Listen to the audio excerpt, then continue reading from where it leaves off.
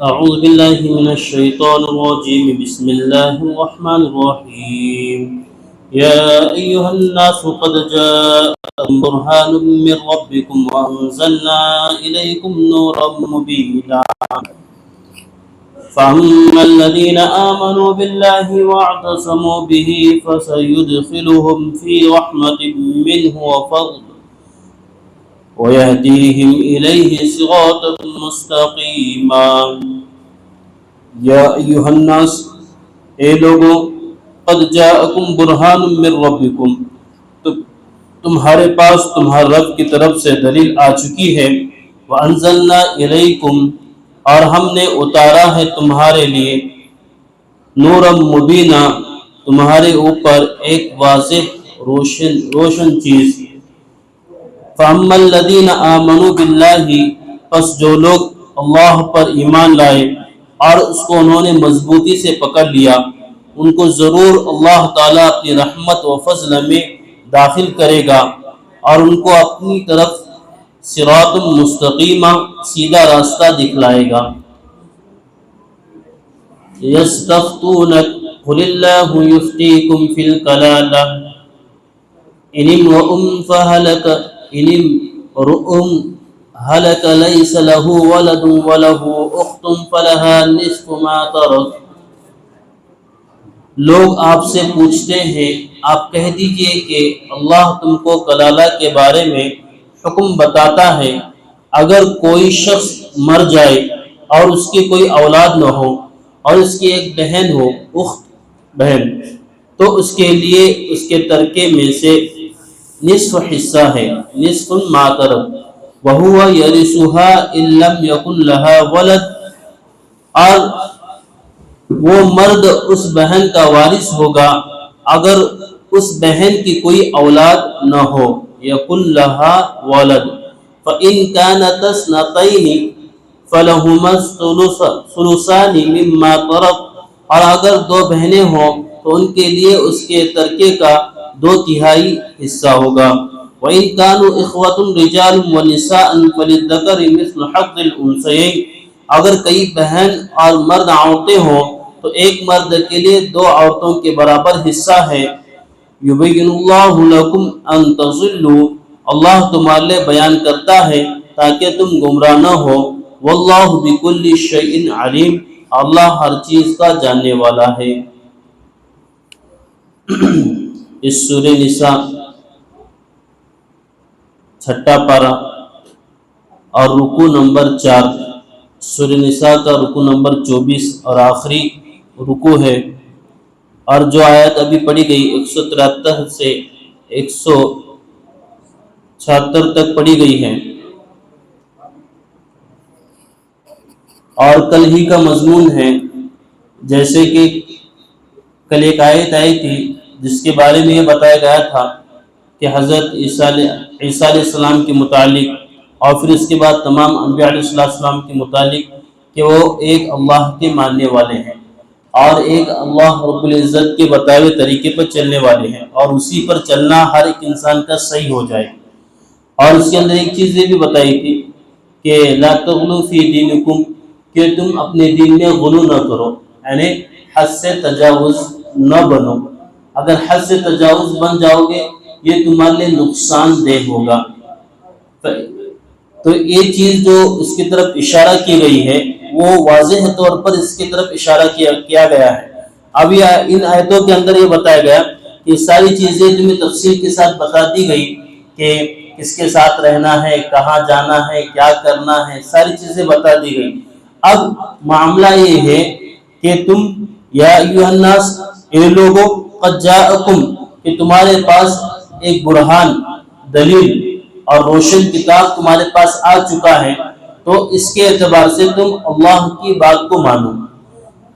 حضرت ابن عباس رضی اللہ تعالیٰ فرماتے ہیں کہ یہاں برہان سے مراد اللہ کے نبی کریم صلی اللہ علیہ وسلم کے معجزے ہیں کہ جو اللہ کے نبی کریم صلی اللہ علیہ وسلم پر قرآن اتارا گیا اور پھر اس کے بعد اللہ کے نبی کریم صلی اللہ علیہ وسلم نے کئی چیزیں ایسی معراج کا واقعہ بہت سارے واقعات ہوئے جو معجزے کے طور پر اللہ کے نبی کریم صلی اللہ علیہ وسلم نے واضح طور پر وہ چیزوں کو بتایا اور کھول کھول کر ساری چیزوں کو بتایا ہے اور سب سے بڑا معجزہ قرآن ہے جو قرآن اللہ رب العزت نے دیا ہے، اور یہ لوگوں کے لیے ہدایت ہے، نور بھی ہے، روشنی بھی ہے، ہدایت بھی ہے، کہ ایک انسان کو صحیح معنی میں چلنے کے لیے، ایک انسان کو اسلام پر زندگی پر پانے کے لیے، اس کے لیے ضروری یہ ہے کہ وہ اپنے بتائے ہوئے طریقے پر صحیح چلے، وہ کامیاب ہوگا۔ فَأَمَّا الَّذِينَ آمَنُوا بِاللَّهِ وَاعْتَصَمُوا بِهِ، تو جو لوگ اللہ پر ایمان لائے اور اس کو انہوں نے مضبوطی سے پکڑ لیا، ان کو ضرور اللہ اپنی رحمت و فضل میں داخل فرمائیں گے۔ بآسان ترجمہ ہے، اس کا مطلب یہی ہے کہ اللہ کو مضبوطی سے پکڑنا یہ انسان کی کامیابی ہے۔ یہ کامیابی کا راز اللہ رب العزت نے اللہ کی طرف متوجہ ہو کر اللہ رب العزت کے بتائے طریقے پر چلنے کو ہی بتایا۔ اس سے ہٹ کر کوئی زندگی نہیں ہے کہ اللہ کی عبادت کو چھوڑ کر ہم سوچیں گے کہ بھئی اللہ کی عبادت کے لیے ہمیں اس کی کیا ضرورت ہے، بلکہ ہم اپنے مطابق زندگی گزاریں گے۔ اللہ فرماتے نہیں، وَاعْتَصِمُوا، تم اللہ کو مضبوطی کے ساتھ پکڑو، تب تم کامیاب ہوگے۔ اور کیسی کامیابی؟ وَيَهْدِيهِمْ إِلَيْهِ صِرَاطٌ مُسْتَقِيمٌ، کہ ان کو اپنے طرف سیدھا راستہ دکھلانا، کہ اللہ رب العزت صحیح راستے پر چلائے گا، کہ اسے کبھی گمراہ ہونے نہیں دیں گے، اللہ اسے کبھی گمراہ ہونے نہیں دیں گے، اور گمراہی سے اللہ تبارک تعالیٰ بچائیں گے۔ اور سب سے بڑی کامیابی یہی ہے کہ ہم جو مان رہے ہیں، ہم جو یقین کر رہے ہیں اللہ رب العزت کے بتائے طریقے پہ چل رہے ہیں، یہ اللہ کا فضل ہے کہ اللہ رب العزت نے ہمیں ہدایت کے راستے پر رکھا ہوا ہے۔ ورنہ ہم یہ سوچیں گے کہ نہیں، باقی مذاہب بھی چیزیں ہیں، ہمارا بھی مذہب اسلام ہے تو وہ بھی حق پر ہیں، ہم بھی حق پر ہیں، یہ دونوں چیزیں اگر سوچیں گے اس میں کیا ہوگا کہ وہ سیدھا راستہ نہیں ہوگا، ضلالم مبینہ، کہ وہ کھلی گمراہی کے اندر جا پڑے گا۔ اس لیے کہ جب تک ہمیں اپنے ایمان پر مضبوطی پیدا نہیں ہوگی،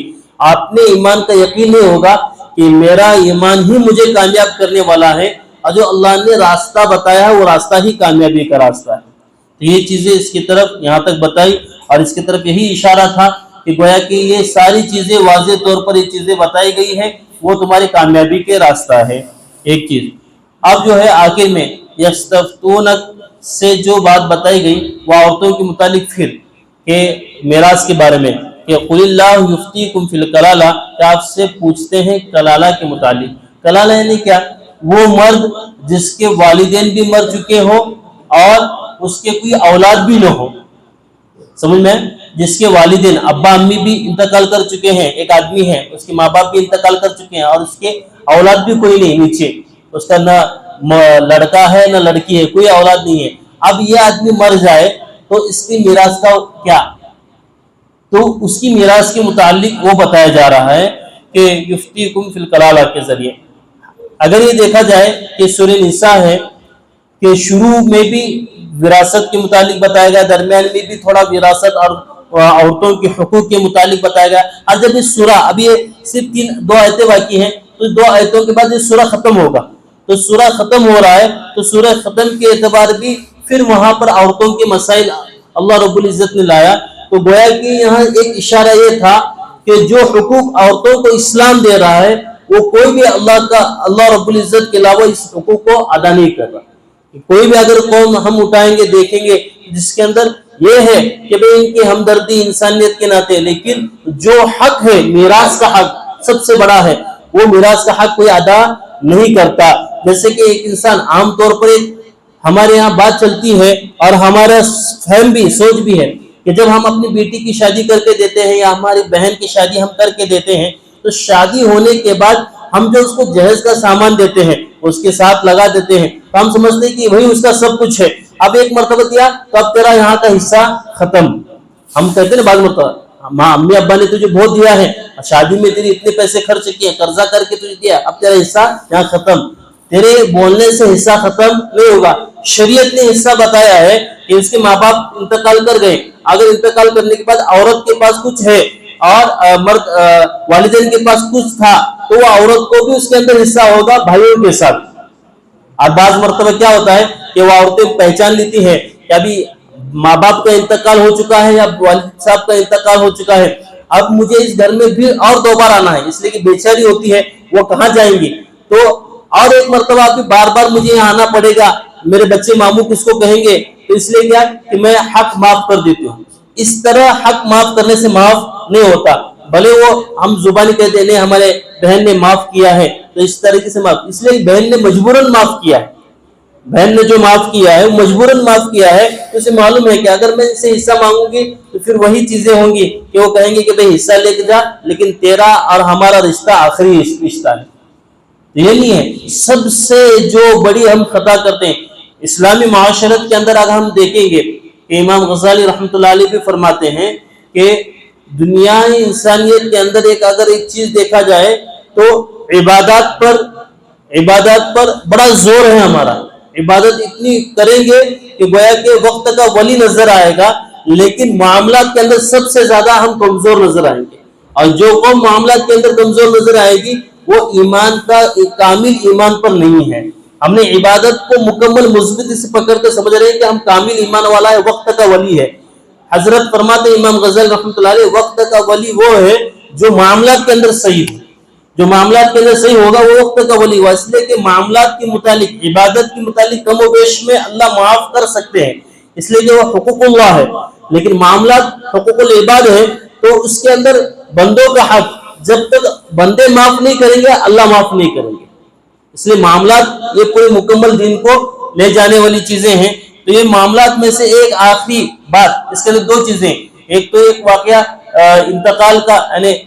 ایک آدمی مر جائے تو اس کی وراثت کا، گویا کہ اس کی طرف بھی کہ ہر شخص کو دنیا سے جانا ہے تو اپنی آخرت کی فکر ہمیں خود کرنا ہے، ایک چیز ہے۔ دوسری چیز ہے کہ جب کلالہ کے متعلق یہ بتایا گیا کہ ایک ایسا شخص ہے کہ جس کے ماں باپ بھی نہیں اور اولاد بھی نہیں، تو اس کا حصہ کیا ہوگا، اس کی پراپرٹی کا کیا معاملہ کیا جائے گا، تو بتایا گیا کہ اگر کوئی شخص مر جائے اور اس کی کوئی اولاد نہیں ہے اور اس کی ایک بہن ہے، صرف کیا ہے اس کی ایک بہن ہے، اور اس کے لیے اس کے ترکے میں آدھا حصہ ہوگا، یعنی گویا کہ ایک بہن ہے، بھائی بھی نہیں ہے،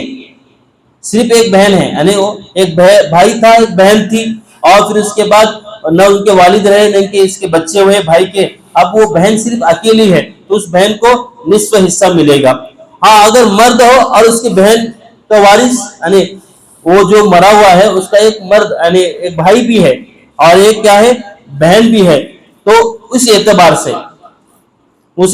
سے جو بہنیں ہیں بہن کو اور بھائی کو آدھا حصہ ملے گا اور بہن کو اس کا نصف یعنی آدھا، اور ایک عورت کے جو حصے کے اندر آتی ہیں وہ چیزیں ملے گی۔ اگر دو بہنیں ہیں مرد نہیں ہیں، دو بہنیں، تو دونوں بہنوں کو ان کے لیے ترکے میں سے 2/3 حصہ ہوگا، دو تہائی حصہ کریں گے ان کے، اور 2/3 حصہ اس کو، 2/3 حصہ اس کو، اور پھر اس کے بعد اس کا ترکہ استعمال کیا جائے گا۔ اگر کئی بھائی ہیں اور کئی بہنیں ہیں، بھائی بھی بہت ہیں بہنیں بھی بہت ہیں، تو ایک مرد کے لیے 2 عورتوں کے برابر کا حصہ ہوگا، یعنی ابھی 3 بھائی ہیں 3 بہنیں ہیں، تو اس کے اندر مرد کو 2 حصے دیے جائیں گے، مرد کو 2، ایک دوسرے بھائی کو 2، تیسرے بھائی کو 2، اور پھر عورتوں کو ایک حصہ، تو اس طرز پر اس کا حصہ جو بھی بنتا ہو اس کو دیا جائے گا۔ یہ تمہارے لیے اللہ رب العزت کھول کر بیان کر رہے ہیں تاکہ تم گمراہ نہ ہو۔ اگر ایک مثال ابھی دے رہا ہوں کہ اگر یہ دیکھا جائے یہ تصور ہمارے ذہن کے اندر ہی نہیں ہے، اس لیے کہ قرآن کی اتنی بڑی یہ آیت ہے کہ یہ تصور ہمارے آج اگر دیکھیں گے گھر کے اندر 3 بھائی ہیں، ایک مثال دے رہا ہوں، 3 بھائی ہیں اور 3 بھائی کے اندر ایک بھائی ایسا ہے کہ اس کو اولاد نہیں ہے، تو ہمارے ذہن میں بھی یہ بات نہیں آتی، بولے بھائی کیسے لیں گے، بولے اس کی بیوی لیں گے یا تو اس کے جو سسر والے ہیں مائکے والے ہیں وہ لے لیں گے، بولے ادھر کا حصہ کچھ نہیں ہے۔ اگر وہ بات بھی کرے گا اس بات کا تو کہتے ہیں ارے ایسے کیسا، یہ میرا شوہر تھا میں کروں گا اب میں لے لوں گی، تو یہ چیز ہے، لیکن قرآن کہتا ہے کہ ایسا نہیں، جو عورت کا حصہ بنتا ہے عورت لے لے گی، لیکن وہ تقسیم وراثت جو ہوگی اس کے بھائی اور بہنوں کے اندر تقسیم ہوگی۔ سمجھ میں بات کہ بھائی اور بہن کے لیے تقسیم ہوگی۔ قرآن نے اتنے واضح طور پر بھائیوں کا حق اور بہنوں کا حق بتایا، لیکن ہم اس چیز کو سمجھتے نہیں ہیں، اس کی وجہ سے ہمیں کیا لگتا ہے کہ بھئی قرآن کیا کہہ رہا ہے، لیکن قرآن نے اتنی آسان ترجمے کے ساتھ آسان آیتوں کے ساتھ یہ انسان کی بھلائی کے لیے کیا ہے، تاکہ جس کا مال ہے اس کا مال اس آدمی کے پاس چلا جائے۔ مال کس کا ہے؟ ان کے والدین کا مال ہے، ان کے والدین کا مال اس آدمی کے ہی پاس چلا جائے جس کا مال ہے۔ یا اللہ رب العزت نے کھول کر بیان کیا ہے تاکہ تم گمراہ نہ ہو۔ واللہ بکل شیء علیم، اور اللہ ہر چیز کو جاننے والا ہے۔ گویا کہ اللہ رب العزت اس تمام چیزوں کو جاننے والے ہیں. تم اپنے حق کو ادا کرو, اللہ نے تمہیں ترتیب بتا دی ہے. یہ سورہ نساء مکمل ہوا یہاں پر. ابھی آئندہ کل سے سورہ مائدہ شروع ہوگا. اللہ کا فضل ہے, اللہ کا کرم ہے کہ اللہ سبحانہ تعالیٰ نے سورہ نساء یعنی 6 پارے تک ہمیں پہنچا دیا. اللہ سے دعا کرے کہ ایسے ہی ترتیب اپنی شروع رہے. یہ تو رمضان مبارک کا مہینہ اس لیے روزانہ ہوتی ہے. رمضان کے علاوہ ہر بدھ کے دن اپنی تفسیر ہوتی ہے, وہی ترتیب سے اپنا چل رہا ہے. اللہ سے دعا کرے کہ اللہ رب العزت اس سلسلے کو جاری رکھے, اور جو کچھ مختصر سی تفسیر ہوتی ہے, تشریح ہوتی ہے, اس کو صحیح سمجھنے کی توفیق نصیب فرمائے اور قرآن پر عمل کرنے کی توفیق نصیب فرمائے. وما علینا الا البلاغ.